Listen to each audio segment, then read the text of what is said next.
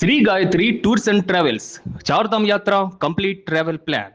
పశ్చిమాసియాలో జరుగుతున్న యుద్ధాల వల్ల ప్రపంచవ్యాప్తంగా ముడి చమురు ఎరువుల ధరలు విపరీతంగా పెరిగిపోయాయి. వీటిని కొనుగోలు చేయడానికి భారతదేశం భారీగా డాలర్లను ఖర్చు చేయాల్సి వస్తుంది.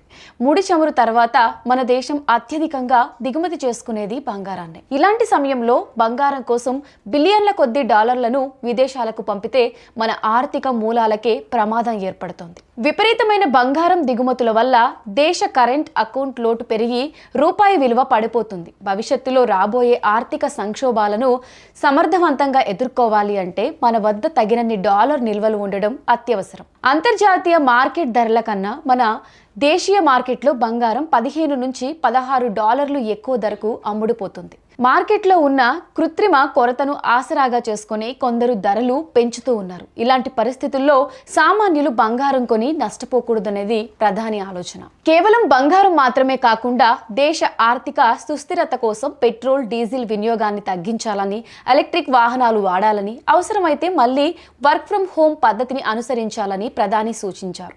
लेकिन साथियों, जब सप्लाई चेन पर संकट लगातार बना रहे तो हम कितने भी उपाय कर लें, मुश्किलें बढ़ती ही जाती है। इसलिए अब देश को सर्वोपरि रखते हुए, मां भारती को सर्वोपरि रखते हुए हमें एकजुट होकर के लड़ना होगा। हमें याद रखना है, देश के लिए मरना ही सिर्फ देशभक्ति नहीं होती है, देश के लिए जीना और देश के प्रति अपने कर्तव्यों को निभाना वो भी देशभक्ति होती है। మన దగ్గర ఉన్న డాలర్ నిల్వలు సరిపోవాలంటే అవసరమైన విదేశీ ప్రయాణాలను కూడా వాయిదా వేసుకోవాలని కోరారు. साथियों, हमें पेट्रोल डीजल का उपयोग कम करना होगा। शहरों में जहां मेट्रो है वहां हम तय करें कि हम मेट्रो का ही उपयोग करेंगे, ज्यादा से ज्यादा मेट्रो में ही जाएंगे।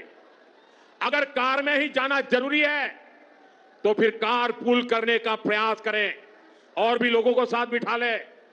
अगर हमें कहीं सामान भेजना हो तो कोशिश करनी है कि वह ज्यादा से ज्यादा रेलवे गुड्स के जो ट्रेन होती है रेलवे की सर्विसेज से भेजें, ताकि इलेक्ट्रिक रेलवे होने के कारण पेट्रोल डीजल की जरूरत नहीं पड़ती है।